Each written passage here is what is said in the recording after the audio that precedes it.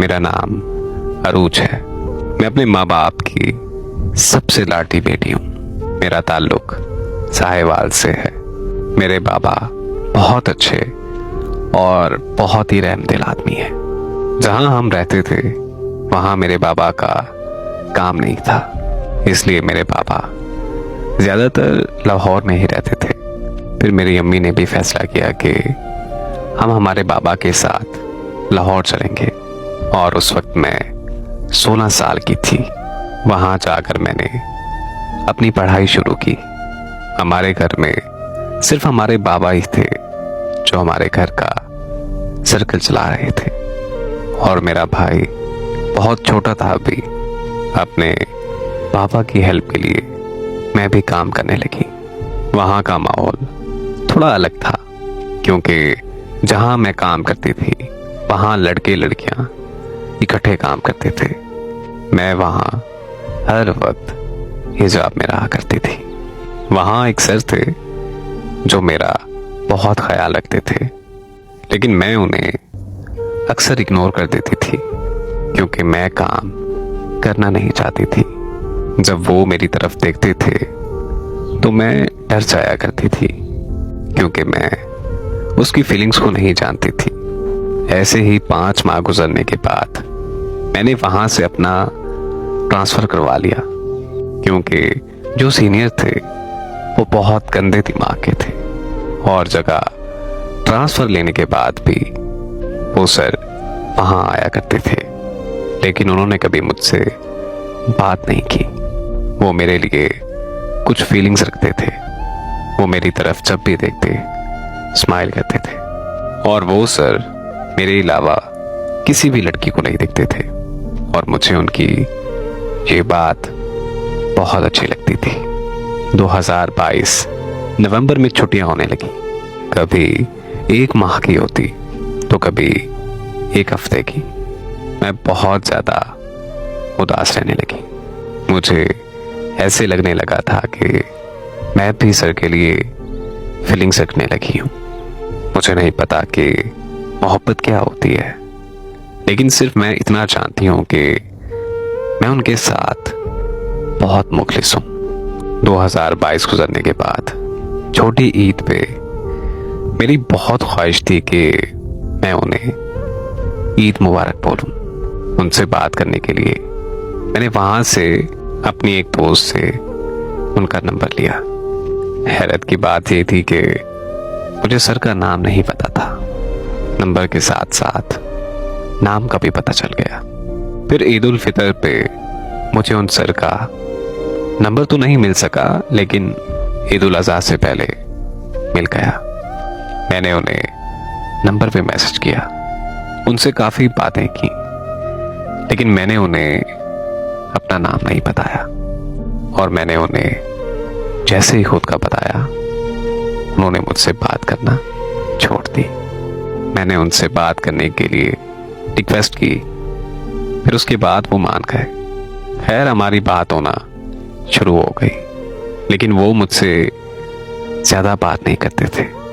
वो मुझे समझने लगे थे, लेकिन हमेशा यही पूछते थे कि तुम क्या चाहती हो, और मैं उन्हें ये जवाब देती थी कि मुझे नहीं पता, बस मुझे आपसे बात करनी है।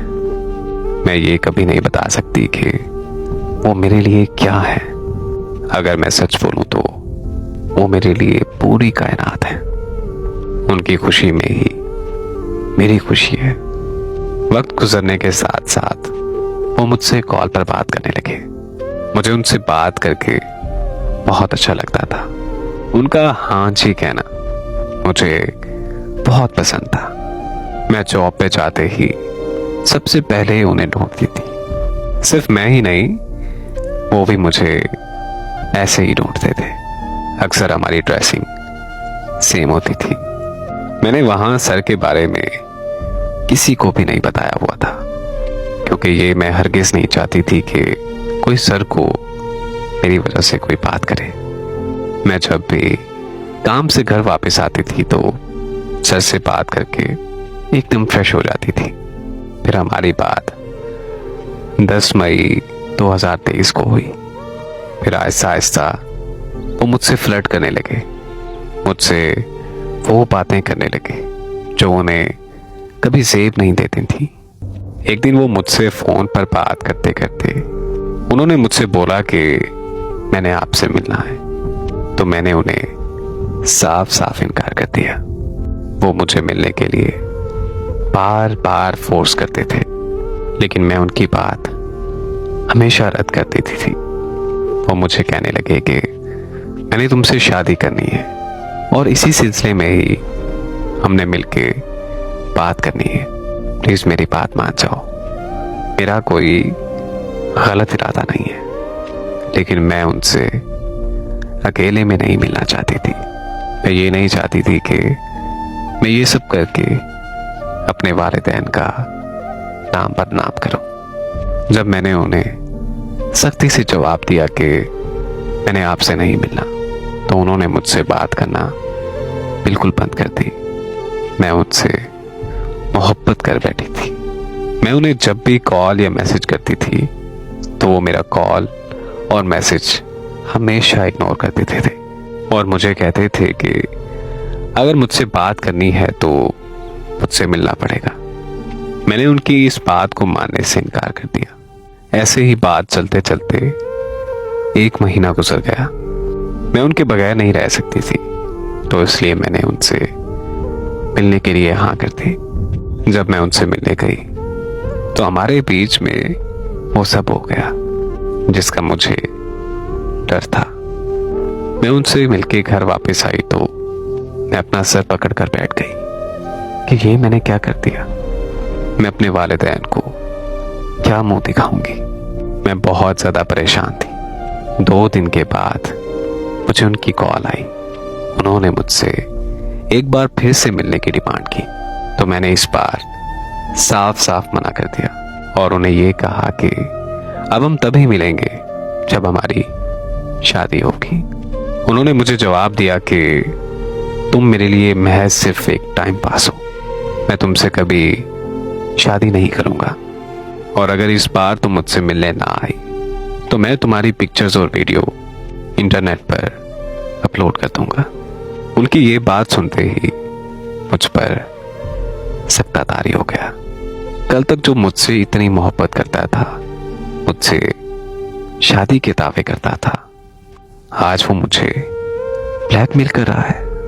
खैर, वो मुझे ब्लैकमेल करता रहा और मैं होती चली गई। एक दिन मैंने उन्हें ब्लॉक कर दिया तो मुझे रॉन्ग नंबर से गलत गलत तस्वीरें और बुरे बुरे मैसेजेस रिसीव होते थे।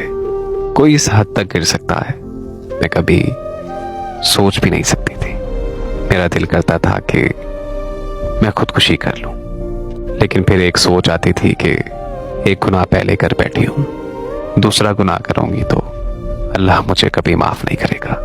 मैं आप सबसे राय लेना चाहती हूं कि मुझे क्या करना चाहिए। मैं बहुत परेशान हूं। मेरी समझ में कुछ नहीं आ रहा कि मैं ऐसा क्या करूं कि मेरी उससे जान छूट जाए।